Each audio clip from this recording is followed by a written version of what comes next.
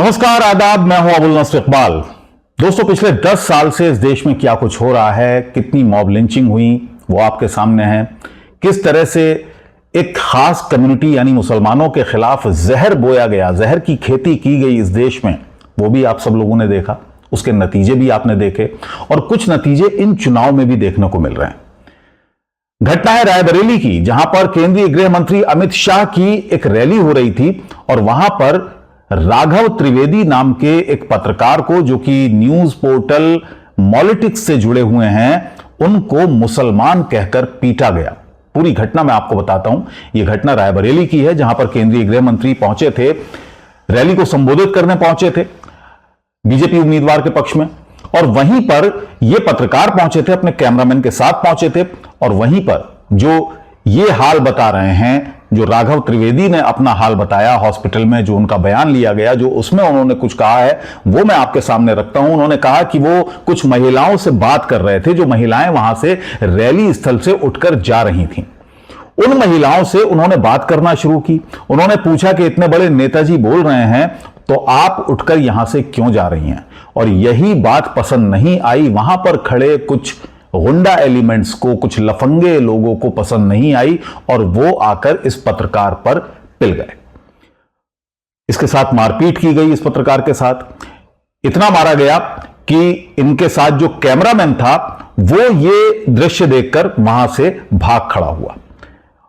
वो बार बार ये पूछते रहे कि आखिर उन्हें क्यों मारा जा रहा है। तो पीछे से आवाज आ रही थी कि ये मुसलमान है, इसे मारो। इन्होंने सवाल किया कि इस देश में मुसलमान होना क्या गुनाह है? राघव त्रिवेदी ने अपने बयान में यह भी कहा है। खास बात यह है कि वहां पर कुछ पुलिस वाले भी खड़े थे। उन्होंने यह भी कहा कि उन्होंने हाथ पकड़कर उन पुलिस वालों से अपने आप को बचाने की गुहार लगाई, लेकिन पुलिस भी मूक दर्शक वहां पर बनी रही और वो पिटते रहे। तो यह हाल है इस देश में। चुनाव के दौरान क्या कुछ हो रहा है, ना इलेक्शन कमीशन इस पर कोई कार्रवाई कर रहा है, ना किसी तरह की कोई प्रशासनिक कार्रवाई देखने को मिल रही है। तमाम शिकायतें होती हैं। इस वीडियो को शेयर किया है बाकायदा कांग्रेस के आधिकारिक अकाउंट से। यह पत्रकार का वीडियो शेयर हुआ है, जिसमें उन्होंने यह भी कहा है कि यह घटनाएं बता रही हैं कि बीजेपी के लोग सामने दिख रही हार से बौखला गए हैं। अब अन्याय का अंत होने वाला है। यह कांग्रेस पार्टी की तरफ से प्रतिक्रिया इस पूरी घटना के बारे में आई है।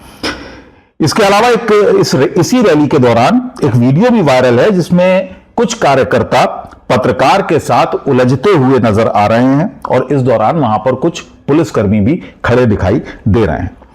तो अस्पताल में इनका इलाज चल रहा है। पिटाई के बाद मेरा कैमरामैन डरकर भाग गया, ये उनका कहना है कि मुझे बेवजह गालियां वहां पर कुछ लोग दे रहे थे। मुझसे कह रहे थे कि ये मुसलमान हैं, और वहीं पर मैंने उनसे सवाल भी पूछा कि मुसलमान होना गुनाह है। तो ये घटनाएं हो रही हैं रायबरेली में, उत्तर प्रदेश में, जहां पर भारतीय जनता पार्टी ये दावा कर रही है कि वो उत्तर प्रदेश की 80 की 80 सीटें जीतेगी। वहां पर भारतीय जनता पार्टी के कार्यकर्ताओं की बौखलाहट का ये नजारा आपने देखा कि किस तरह से वहां पर बौखलाहट में एक पत्रकार की ही पिटाई कर दी, और क्या कहकर पिटाई की वो भी मैंने आपको बताया। तो ये हाल उत्तर प्रदेश में है।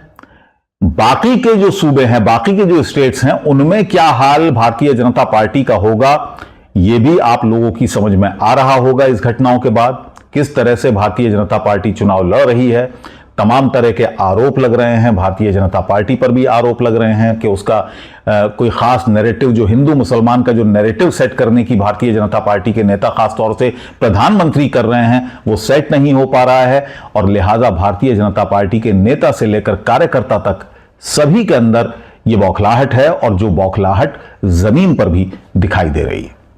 नमस्कार।